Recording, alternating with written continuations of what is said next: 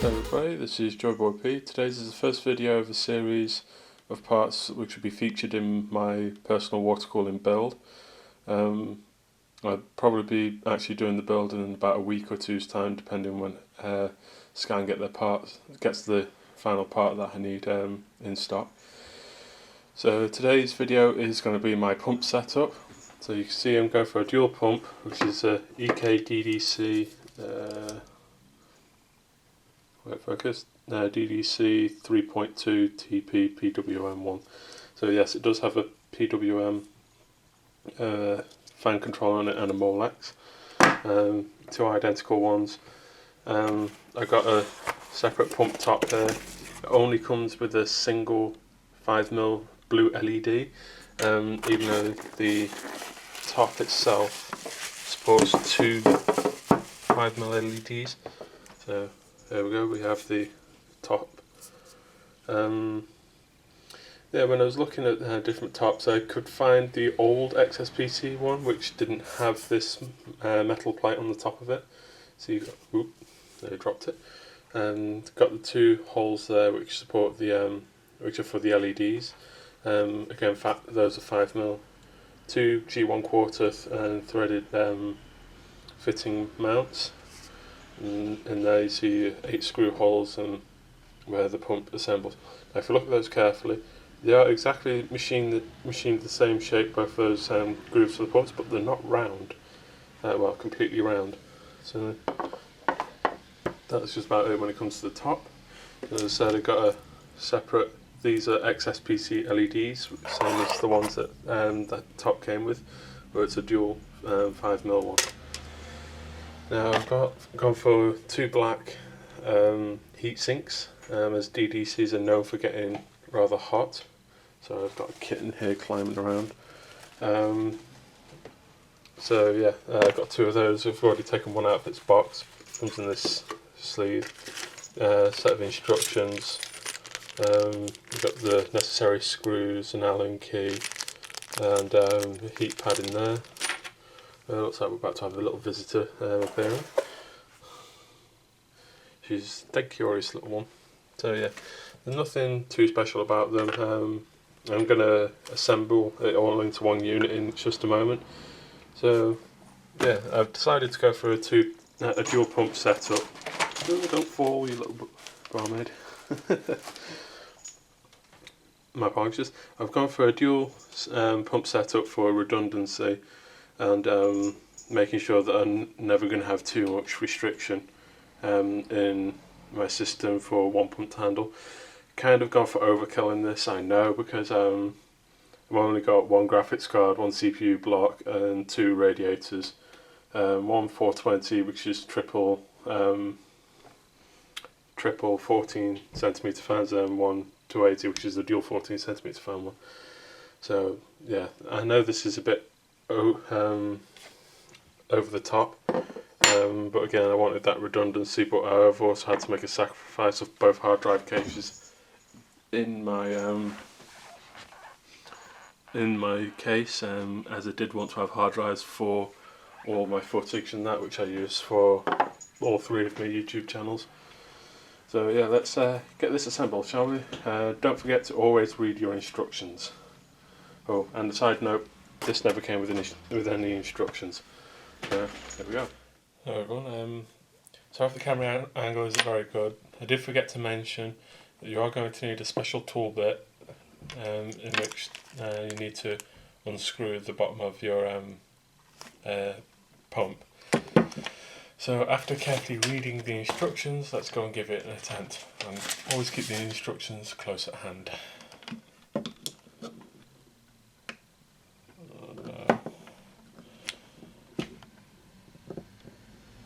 The screwdriver is broken.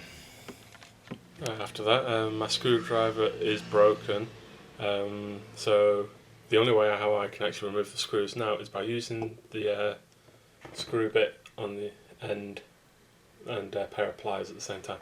So the camera's a bit inverted for me, so if it doesn't slip.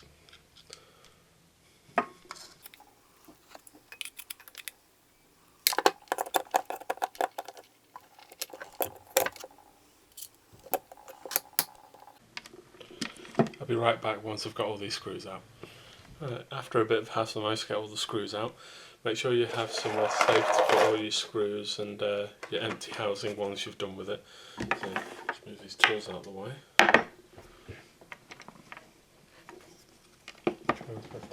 This way. So there's your exposed impeller. Oh, and you need to keep the rubber ring.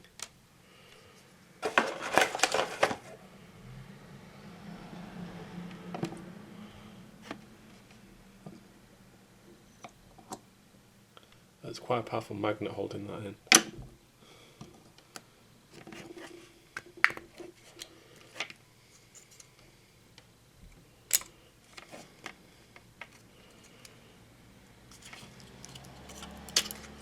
Yeah, just push through the bottom here.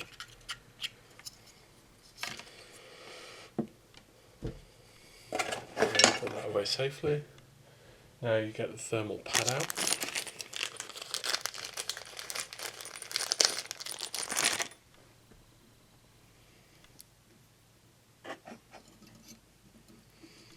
Work out which way around it needs to go. That way. So you can see it just lines up with the notches on each corner. So there is a right and a wrong way of doing this. Should have probably taken that side off last.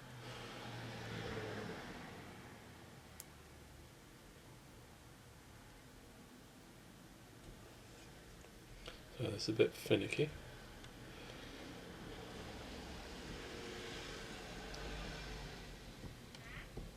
Try not to damage it. There we go.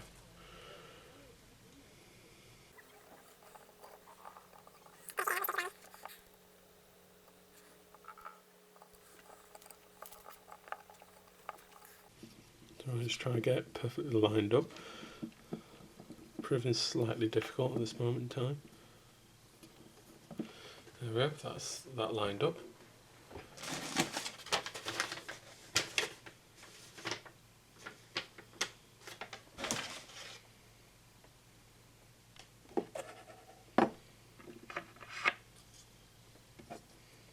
And stick inside its housing.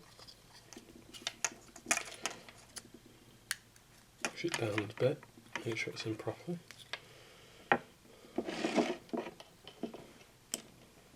Now place this back inside its groove, like so.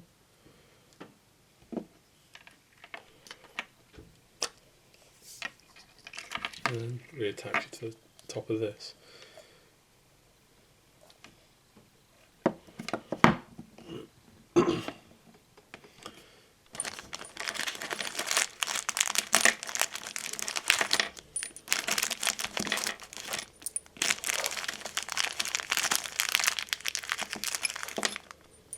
Oh, don't roll away.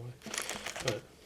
Now you're going to need 2mm Allen key, hex head, whatever you're calling it. Now these and these as well. These do have a thread in the top of them, but also have a Allen key down in the bottom.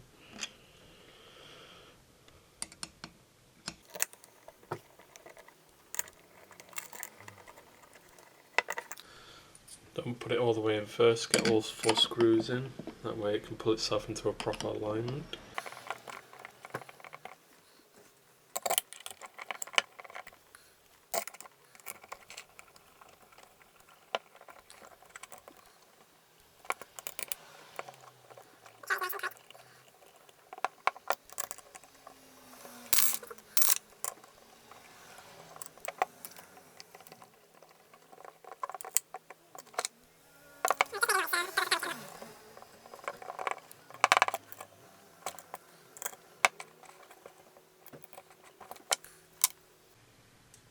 And that is one nice looking pump combo. And now it's rinse and repeat for the next one. Ooh. So I got parts rolling away. Back in a moment. So now that I've loosened the screws for the second pump now, I use the the pair of pliers with the end of this. Now just stick this back in here, and then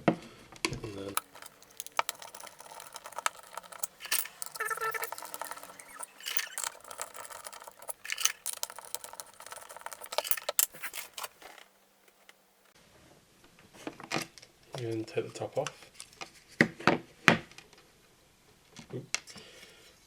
Now it's quickly worth mentioning, the top here is where the water goes in, and then this one here, the lower one, is where the water comes out of the impeller edges here.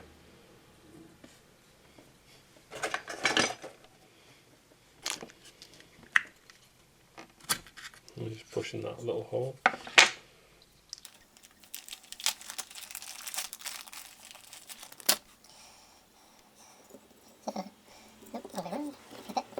You see what's go that way around. Oops, sorry. Like so, you see? This time take the thick one off the bottom first.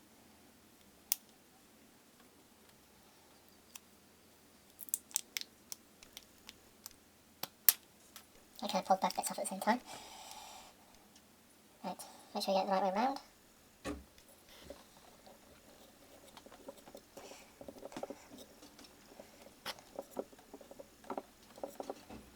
Placing these is so fiddly, especially when you've got such a narrow margin now hanging over the edge.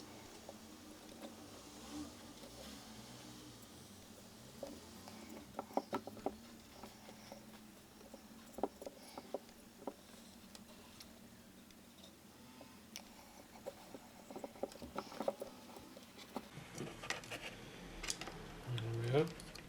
Just push it down a bit, make sure it is well stuck to it. You see that's on there quite nicely.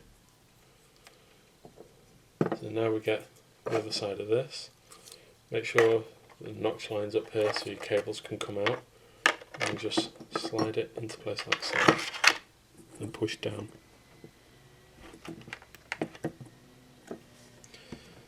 Now we get the O-ring once again, place it in its groove. This once again. Make sure the O-ring doesn't fall off. So we're going to place it this way around instead.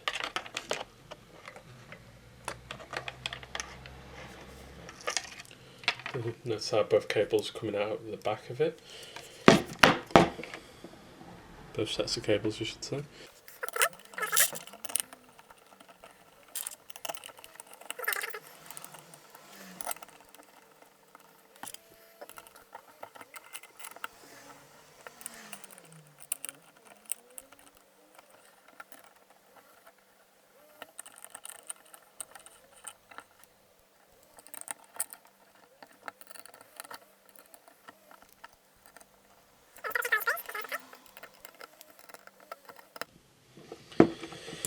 Now let's quickly mention the rest of the parts inside this packet.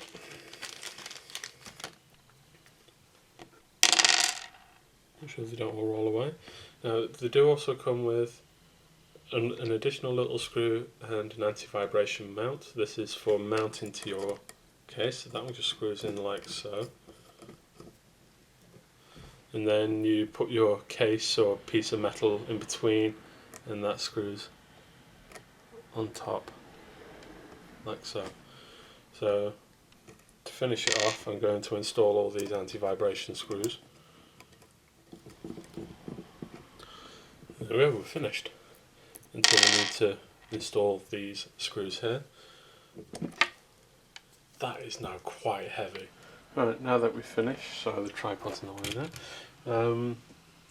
Let's go over the two main reasons why you'd want to change from the stock housing, stock housing, which is like this. One, that is pretty ugly, and to have that in the bottom of your case doesn't look very nice.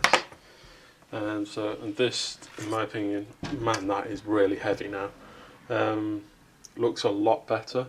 I'm not sure whether or not I'm going to take this XSPC plate off the top, so I can actually see down onto the pumps with the LEDs installed. Don't know, depend on how bright it looks without them. So you see the nice and flush there. There is a slight gap in between them, Oh, that was my elbow clicking. Yeah, there's a slight gap in between both of them. The other main reason to do this, other than the aesthetic reason, is that the DDC pumps are known to get rather hot, and the only other way that they'd dump the excess heat is into the fluid, which is then heating up the fluid, which is causing a slight lack in performance in your water cooling loop, because it's also got to cool these down as well. So you've got the little air fins on the bottom. Okay, so it's not the Bits Power bracket that I was thinking of, it's the EK bracket. So because the Bits Power one is a rather flimsy one, it bends rather easily, so I thought it wasn't going to be able to handle the weight of it. But the EK one is rather ruggedly built. I just put 2 screws in it quickly, just for a preview to show you how it's going to look. So this is an Akasa Patchy Black 12cm fan. So all in all, the whole thing is going to be built up pretty high. I'm using the fan solely to cool the heat sinks. As you can see, more that one than this one. This one will be cooled a little bit from the edge, but you should get decent airflow over both heat sinks. Most people don't even put a fan by their pump heat sinks. So I thought I'd do this. It just keeps temperatures down a bit. These fans are ultra quiet and pretty high performance as well. Now that my system's been together for quite some time now, I thought it's time to actually finish the video off now. So here you can see the dual pump. Now I have to admit it's a lot louder than I thought it would be, although at the moment I have actually got the pumps turned down, because if you just plug them in via Molex, you can't actually control them via the PWM, which I've got connected to the motherboard's CPU optional. So what I've had to do is connect it to my fan controller here via some adapter cables. Sorry, it's a bit awkward around the back here. Via some little adapter cables which I've had to find and buy on Amazon, which were really hard to find. So those connect to my pumps, and in turn connect to a fan header on my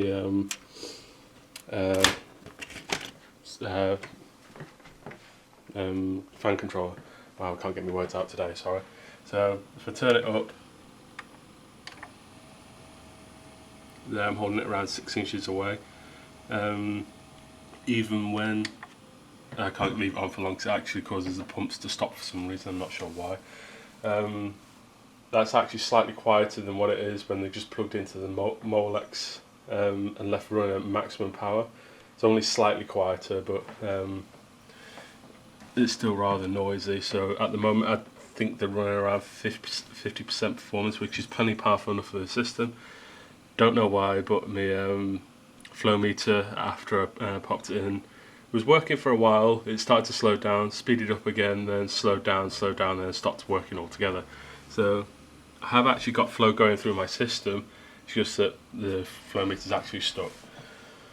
So all in all, this is some real overkill for the system that I've got here. I've just got one GPU Titan X, CPU, a triple 14cm radiator in the top, a double 14cm radiator there. So that's a total of five fans worth of radiator. So for the fan pressure and that is more than adequate. Well, one pump was more than adequate. You can see here I've got the fan blowing up against it. These pumps do get considerably warm, especially if they're left running at high power. So I have to stop here a moment. Sorry about that. Had a kitten climbing around the back of my computer. Don't exactly want that.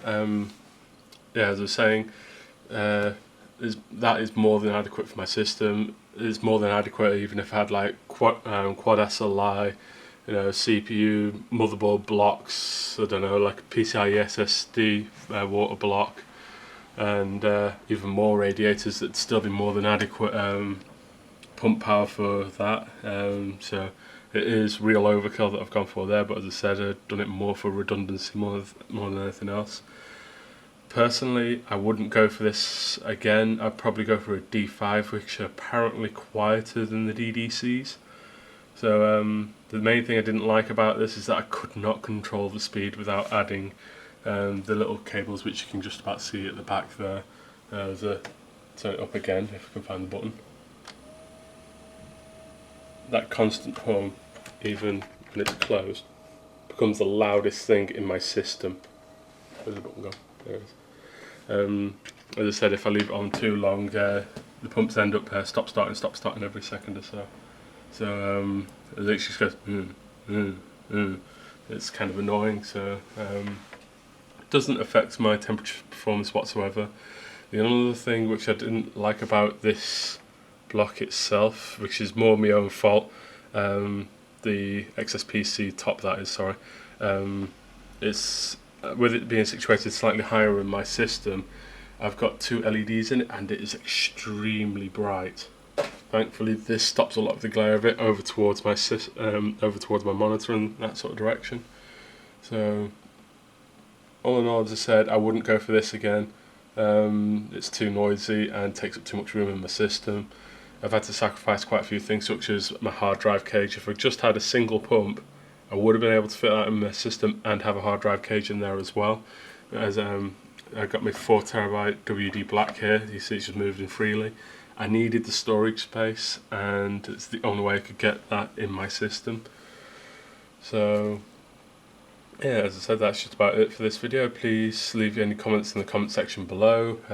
Subscribe for more videos like this one. And please give a like or a dislike whether or not you like this video. So I've tried to go into as much detail all in one video. This is your boy P signing out.